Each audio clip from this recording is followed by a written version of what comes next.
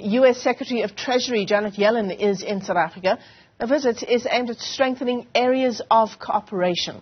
So has the U.S. been losing grip, we're discussing this morning, of being the first point of contact when South Africa needs any form of aid? Let's probe the context in which these bilateral engagements are going to be taking place. Independent analyst Khaya Sithole, joins us via our video link this morning. Khaya, it's great to see you. Thanks very much indeed for coming on to the program.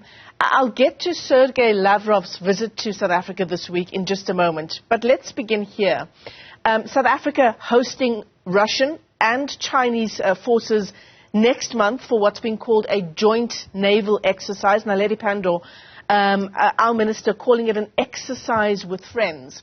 Janet Yellen, in this visit, how concerned would she be about these naval exercises, which also ironically fall on the anniversary of Russia's invasion of Ukraine, the 24th of February? Good morning, and good morning to the viewers.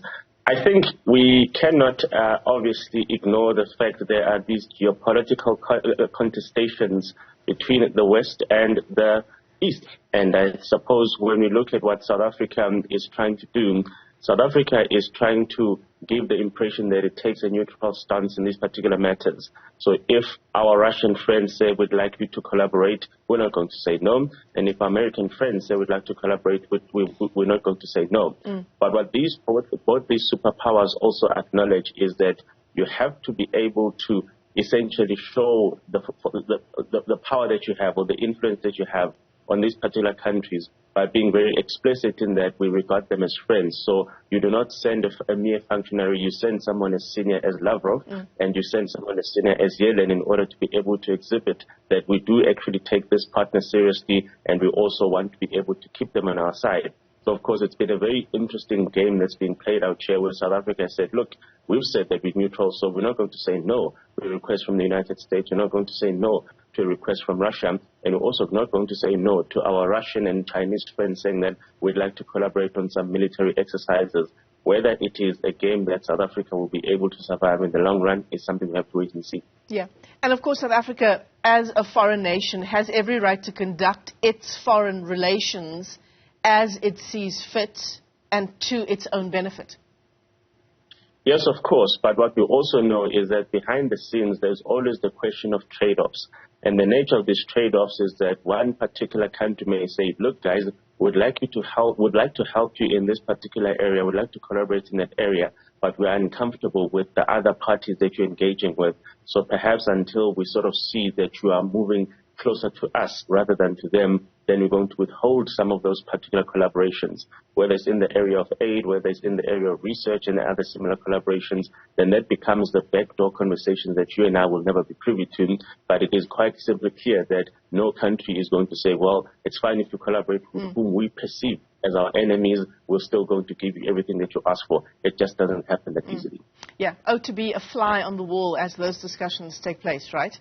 So this renewed focus from the U.S. on South Africa, but on the continent as well, is it an uphill battle for Washington to counter what is Russian and Chinese influence on Africa?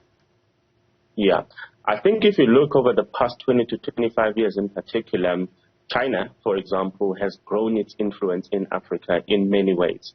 What you'll remember is that China has obviously, over the past 30 years, emerged as literally the competing superpower to the United States. And it's also wanted to grow its influence across many alliances. And what you'll now see is that for a lot of African countries that for many years had only been dependent on relationships with the West and with the multilateral institutions that are based in the United States in particular, the emergence of China as an alternative place where you can go and seek particular collaborations and seek particular assistance was something that was very lucrative.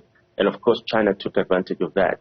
But of course, the United States is now woken up to the reality that perhaps the influence of China and the influence of Russia across the continent has reached a stage which makes which is of concern to American interests. So America is now working on a way of saying, well, let us actually re-establish our alliances. Let us re-establish our foothold with these African partners. So it really does come in the context of them trying to say, we are concerned about how much influence Russia and China, who they regard as their adversaries, are having in the African continent. Yeah. Sergei Lavrov, the Russian senior foreign minister, receiving what a lot of people are calling quite a warm welcome in South Africa. Naledi Pandor going some lengths to again reiterate South Africa's stance on Russia's invasion of Ukraine. But she did also say that we do want to see these parties come to the table. We want to see an end to the violence. Yes, and I think obviously the fact that Russia decided to send someone as senior as Lavrov does indicate that they wanted to be very explicit in that we do take you seriously as a trade partner and as an alliance. So that is the message that they wanted to put to South Africa.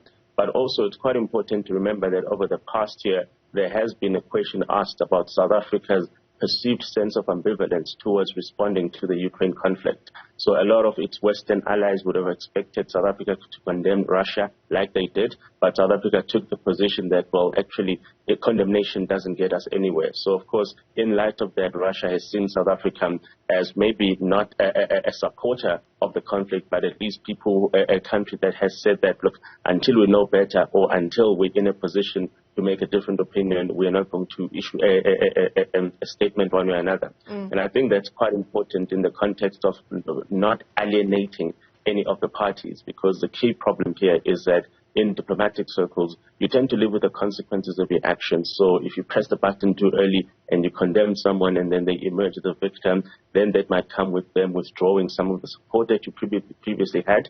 And of course, also South Africa was in a difficult position in the sense that for as long as we're part of the BRICS alliance and South Africa regards the BRICS alliance as something that is strategically important to them, then it was not going to be an easy jump to simply say we're going to get into eternal condemnation of Russia. But of course, a lot of people have also said that, well, historically, South Africa has been very clear in these particular matters. South Africa has never been as morally ambivalent as we see them now. So why is it happening in the way that it's happening? So Russia, of course, is going to capitalize on that, and they're going to give us the impression that they take us seriously. They appreciate the fact that we haven't condemned them, even if we haven't supported them. So they try to send someone that's senior. Yeah. Sitting on the fence, one wonders what the consequences in some ways will be for South Africa. And you touched on that earlier, Khaya, in the future. But before we round off our conversation, how does Washington, and again, this visit by U.S. Secretary of Treasury Janet Yellen, how does Washington now convince South Africa, and I suppose other countries as well on the continent, that it's in their interests, in our interests, to align with Washington on political matters and on financial matters? Quite interestingly, in December last year, the United States hosted a summit of all African leaders. And unfortunately, it coincided with the ANC elective conference. So the one major African leader who was not there was actually Mr. Cyril Ramaphosa. And what that summit was meant to do, it was meant to really re-establish engagements between the United States and all these other African partners. And of course, the unwritten statement was that we want you to actually start condemning Russia, but they didn't say that explicitly. So by bringing them all to Washington and saying, guys, tell us what type of support you need, we'll look at what alliances we can revive with you. It was a statement of intent from the United States to say, Africa, we need you on our side, particularly as we grapple with the issues relating to how Russia has conducted itself and what China may or may not do in relation to Taiwan.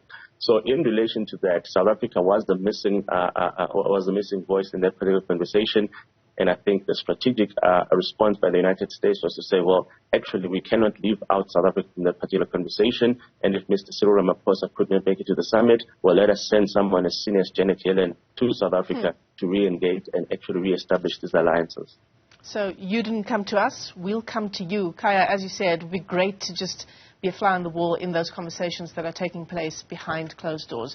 And thanks very much indeed for joining us this morning, independent analyst Khaya Sithole, as we unpack the U.S. Secretary of Treasury, Janet Yellen, and her visit to South Africa.